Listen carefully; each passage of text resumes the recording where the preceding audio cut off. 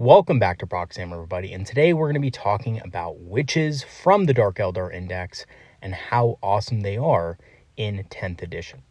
Now, they haven't always been like that. At the start of the edition, they were possibly one of the worst combat units in the entire game, and they essentially had very little support and they were very expensive. I believe there were 110 points for 10, extremely expensive per model. They didn't have a whole lot of, stratagem support and things like that. They were just in a really bad place along with most other Dark Eldar units. But thankfully, at this point in the game, they have gotten a lot better. They've seen a series of point decreases. They're much cheaper now. And not only that, but they have more support from the detachment bonus, of course, the Skysplinter assault, and they are much better supported by their cheaper characters.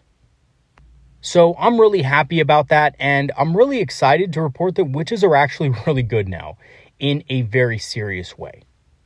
They're really effective for the points at killing units, and on top of that, they can pull off some really neat tricks that not a lot of other units in the index can, let alone in other armies. And I would even go so far as to say they have as much trickery as the Eldari themselves. So without further ado, let us go ahead and jump right into it.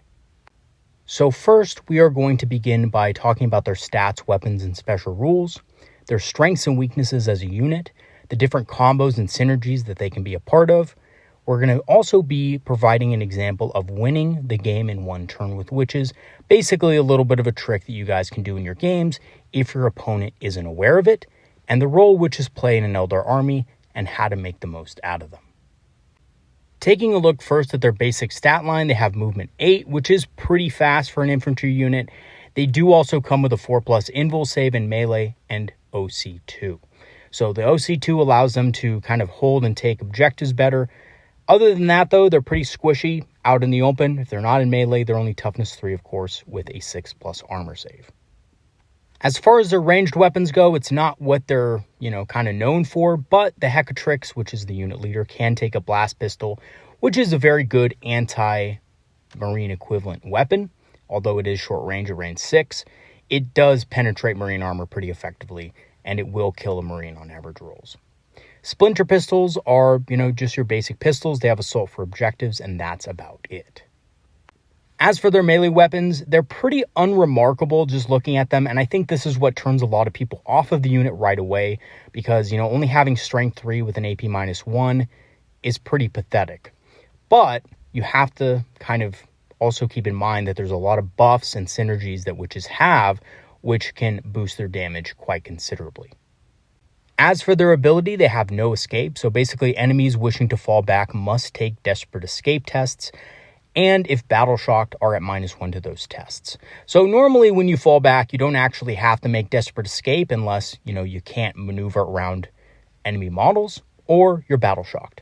Well, the Wytches always make you take desperate escape tests when you fall back, which is really useful. Basically means you can lock up high value units and force them to make tough decisions on whether or not they want to fall back. So, it does happen quite frequently. People try to fall back with units, and of course, they're destroyed as a result. Now, this doesn't work against monsters and vehicles, but also just keep in mind that even if you are engaged with a monster or vehicle, and they are battle shocked, or, they're moving through enemy units, which means your Wytches or others, at that point, they will still have to take a desperate escape test. They're not going to be at the -1 because of no escape, but they're going to have to take that normal test as per the core rules. As for their war gear abilities, they have the Phantasm Grenade Launcher. I think this is kind of weird. Instead of just giving the whole unit grenades, the Hecatrix can take this war gear piece, and it grants grenades to the unit, but it's a little bit weird and interacts very strangely with the Venom when you start splitting up units. The unit with the Hecatrix in it will have grenades, and the unit without the Hecatrix will not. And again, as far as their war gear options go, the Hecatrix can take the Phantasm Grenade Launcher and the Blast Pistol, and that's pretty much it. You're always going to want to take the Blast Pistol because it's much better than the Shuriken Pistol, or the Splinter Pistol, I should say, and you're always going to want to take the Phantasm Grenade Launcher, as there's no reason not to. As for the cost of the unit itself, they only cost 90 points for 10 models, which is the cheapest point per model in the index. So they're very expendable, and, they can, in a pinch, if you split them up, they can be action monkeys and stuff like that without too much sacrifice. As far as their keywords go, they are infantry, so they can easily move through walls and ruins. So they can get to those, little tight spots that your opponent isn't wanting them to be. As far as the Wytches' strengths and weaknesses, their strengths are they are very disruptive because they are fast, because they have the ability to lock enemies in combat. They can be very interesting and very difficult to deal with.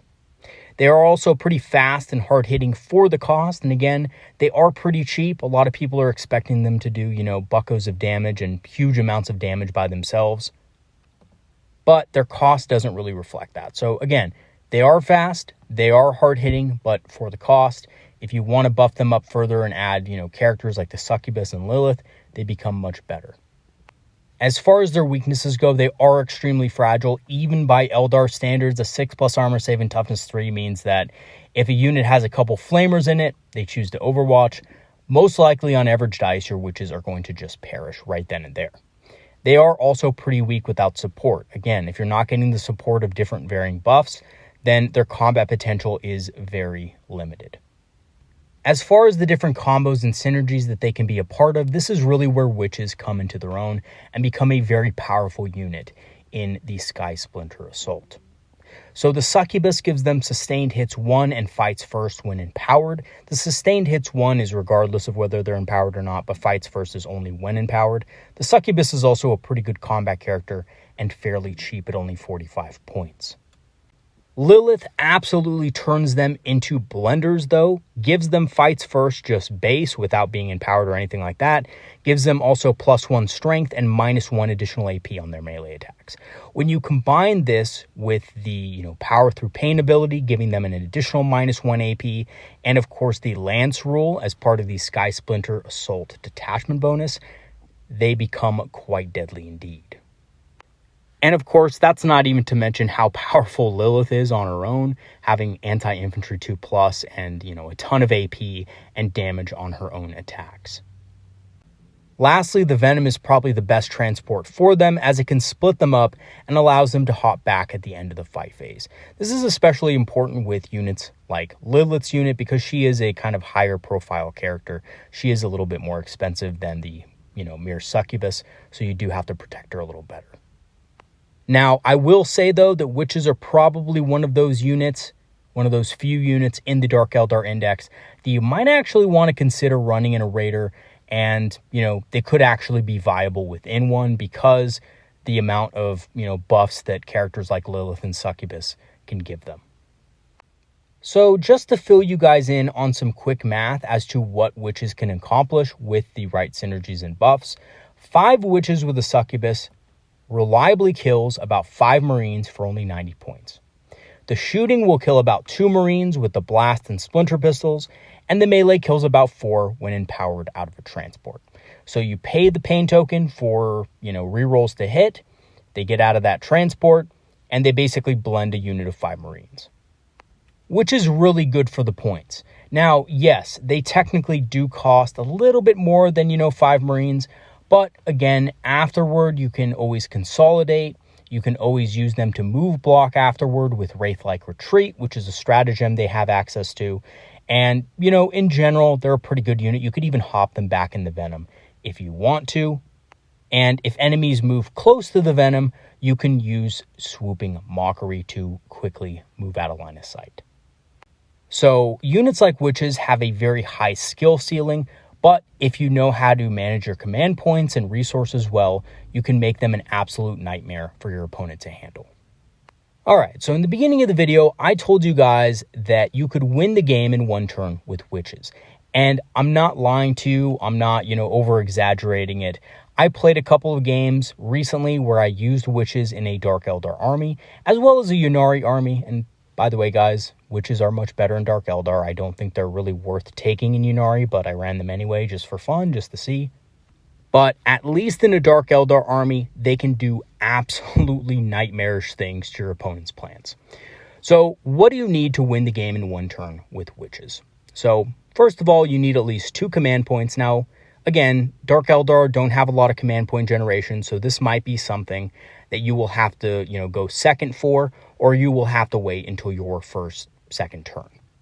But in a lot of circumstances, your opponent isn't going to move a lot of their most important pieces in the backfield during these turns, so it's kind of okay, especially if you build your army around being able to dominate firing lanes with, massive amounts of dark lances and things like that. Your opponent's not going to want to move any high priority targets into, open line of sight, at least in the first turn. So not only do you need 2 command points, but you do need 5 witches with Lilith or a succubus. I think a succubus kind of trades better for this deal, but Lilith works perfectly well. And lastly, you of course need the venom, which is of course to increase their threat range and also give them an escape route in certain circumstances. And also obviously in Skysplinter Assault, the only way that they can get some of the damage boosts is through, being able to disembark from a transport. So for this example, we're using Terrain Layout 1. Now, I kind of gave you 2 paths in which you can do this depending on where your opponent deploys their models. But essentially, because of the combination of Pounce on the Prey and Wraith-like Retreat, Witches can be used in Venom to shoot up the board in a single turn, kill something pretty dead, because of course, on average, again, you kill about 5 to 6 Marines, with a small unit of Witches and a Succubus. So you're going to move up your Venoms, you're going to disembark 3 inches, so that should give you about 17 inches of movement on your Witch unit.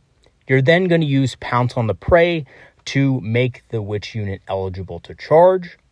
That should give you, if your opponent deploys on the line or very close to the line, a 6 or 7 inch charge, which is very doable. And of course, you can always empower the unit further to reroll that charge. Then once you charge in, you empower them to hit. Now with Lilith, you don't need to empower them technically because she can murder the whole unit herself. But if you just have a Succubus and 5 Witches, you probably want to empower them, and you want to go ahead and eliminate that unit of Marines that you just hit. If you're near the objective, so if your opponent deployed their unit close to their home objective, then you can consolidate, and then on top of that, use Wraith-like Retreat, which is an 8-inch move that Witches can use at the end of the fight phase to move 8 additional inches. And you are going to use this, just as I've shown you guys in the diagram, to block off movement lanes from enemy vehicles that might want to kind of pop out their heads to shoot any kind of Venoms that you have staging for the next turn, or any high priority targets that you might have. This allows your army to move up safely on one side of the board. As you can see, the biggest firing lane on the right-hand side of the board is now completely inaccessible for that vehicle, or monster, for example. So yeah, the vehicle can kind of move the other direction, but it's not going to have line of sight to anything on the right-hand side of the board, which is exactly where you want your opponent. Now, your opponent can obviously shoot the Witches off the board. That's not going to be too much trouble, which is why I like using a Succubus and 5 Witches for this, because they've already made up their points worth killing the Marines. They've already probably scored at least one secondary for you, either something like behind enemy lines or capture enemy outposts, perhaps. And even if they didn't score a secondary objective, at the very least, your opponent is going to have to deal with them, which should, again, prevent them from moving and doing the things that they want to do in the game. Now, doing this alone might not seem like it can immediately win you the game, but if you block off the right vehicles from being able to move, you can very easily keep them blocked off with the rest of your army, depending on what you have. And again, remember I said that this allows you to stage units in such a way that they're safe on the right-hand side of the board. So I could do this, and then I could move a Venom up on the right-hand side of the board with maybe 5 Incubi and an Archon with it, just inside and in between those 2 ruins on the top right-hand side of the board. And that's going to make it even more challenging for your opponent to be able to kill those Incubi behind that ruin there. After that, when it's your turn again, your Incubi can disembark, they can move, charge into that vehicle, and slaughter it. Because, as you guys know, Incubi in a Skysplinter Assault are extremely nasty. and they will kill vehicles as well as basically anything they touch. So therefore, the Wytches themselves aren't, world killers. They're not going to go in and destroy your whole opponent's army, but they're going to set up your other units to be able to do so in future turns much easier. Now, I actually played a game recently where this exact thing happened. My opponent placed a unit of infantry on their home objective. They had an expensive vehicle, a Predator Annihilator, behind those ruins there. And I don't have it pictured here, but I also had mandrakes that were infiltrating. Now, he deployed his Marines there because he figured that they could at least protect him against the mandrakes so that, he didn't give up, capture enemy outposts or anything like that. Well, as luck would have it, that's exactly what I drew first turn, and instead of using the mandrakes to do it, because I knew they weren't up to the challenge, I used my Wytches to do it for me. Now, I did go second, so I had 2 command points. He did not move his vehicle the first turn, and he basically just kind of moved his Marines forward a little bit. He shot at some mandrakes, did a little bit of damage, but not much else. Then during my own turn, I shot up the middle of the board with the Venom, disembarked 3 inches, used Pounce on the Prey, and then of course charged in, killing the unit, and then I followed up with Wraith-like Retreat to block his vehicle from being able to target my other Venoms on the right-hand side of the board that were moving up to engage.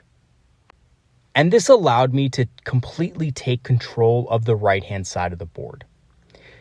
At that point, my opponent had to basically do a complete 180 about what his plans were going to be. He had to move to the left-hand side of the board, and at that point, he was already kind of too late. He was missing primary points. He was missing potential secondary objectives because I had his Inceptor screened out.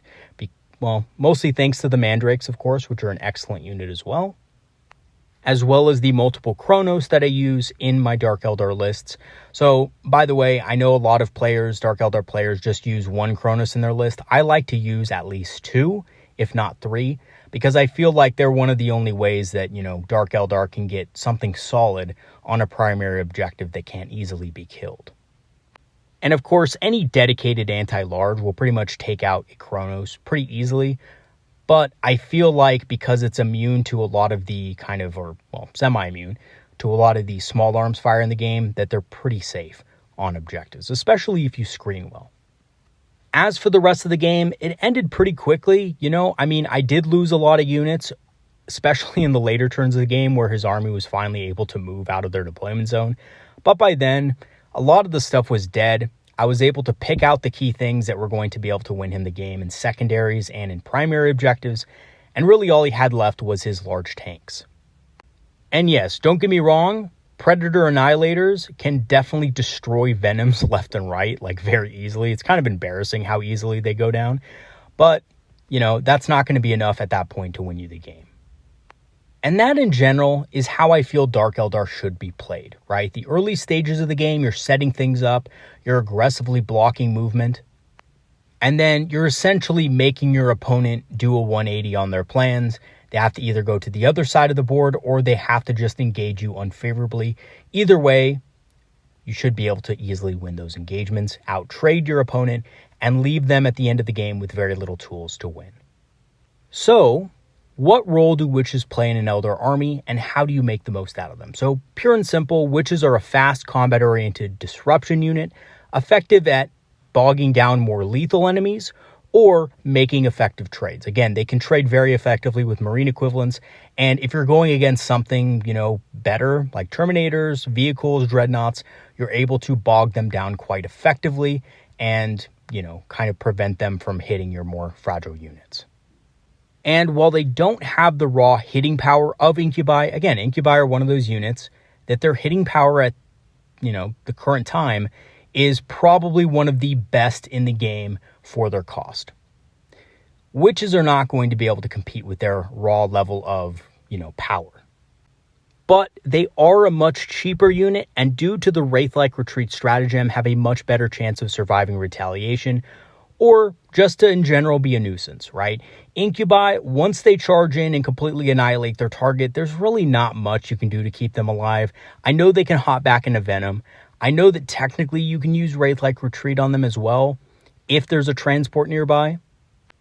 But, you know, Dark Eldar transports are not tough. The Venom will die very easily.